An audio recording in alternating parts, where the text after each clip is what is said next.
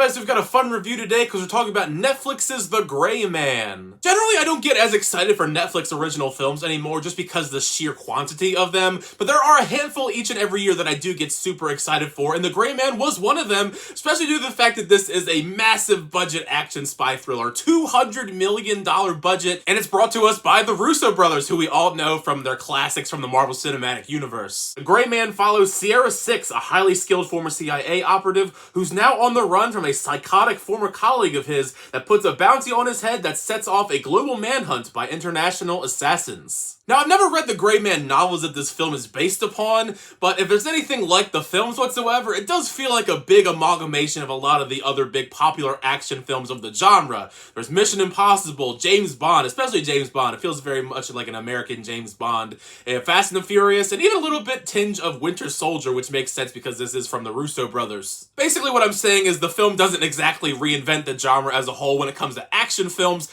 but that doesn't mean that there isn't a lot of fun to be had watching The Gray Man. I do think it excels in a lot of different areas. A $200 million budget is quite a ton for a film that's on a streaming service. I mean, this is one of the most expensive Netflix budgets ever, and you really do see that shine through in The Gray Man. When the film is focusing on all the action sequences, a lot of money was put into there because there are a plethora of pulse-pounding, exciting action set pieces and all these different gorgeous locations. The action in general is very well executed. You can tell that a lot of the resources here were focused on that as opposed to the story. The action is top-notch, and there's a wide variety of different types of action. The hand-to-hand fights are quite brutal, and the massive scale chase sequences through the streets with the gunfire and the explosions, it's quite the spectacle, and it is quite a big incentive here to see this film in its theatrical release as opposed to watching it on Netflix, because I feel like a lot of this grand spectacle in these big action sequences are going to be much better on the big screen. To go along with the massive spectacle of all of this action, they do have quite a stat cast to go along with it.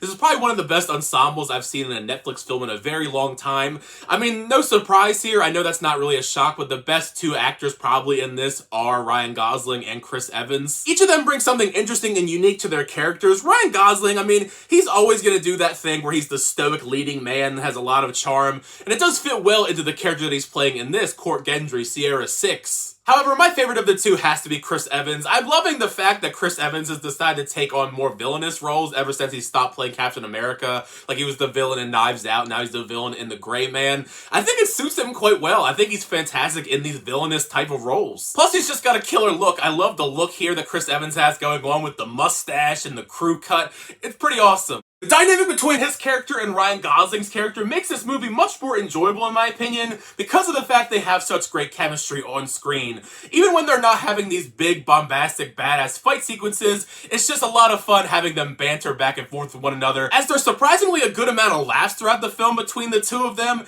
and I just love their banter. Like I said, it's very much a battle of the wits between them as the film progresses. I mean, sure, some of the dialogue exchanges between the two of them does border on the cheesy, corny side, but I was eating it up the entire time just because I was so engrossed in their performances. I mean, how can you not find it fun watching Ryan Gosling and Chris Evans fight each other? Like I said before, the ensemble cast is so great. There's so much talent there. Alfre Woodard, Regé-Jean Page, Billy Bob Thornton, Jessica Henwick, and some of them aren't really used as effectively as I would have liked to. Some of them don't have a whole lot of screen time. There are two main ones that I do want to give a lot of praise to. One of them being Ana de Armas, who once again is such a badass character, even in this role as she's assisting Ryan Gosling. Not only is she beautiful, but it's so awesome seeing her kick a lot of ass once again. Between this film and No Time to Die, I love that she's continuing to have these big action roles. And the other one that I was kind of surprised by going into the film was an actor named Dhanush. I hope I'm saying that correctly. He's an Indian movie star that I wasn't really aware of going into the film. He was phenomenal. It is kind of unfortunate that his screen time in The Gray Man is kind of limited, but it is very memorable. He's so sharp, and the fight sequences he's in are fantastic. They're probably some of my favorite when it comes to the hand-to-hand style combat.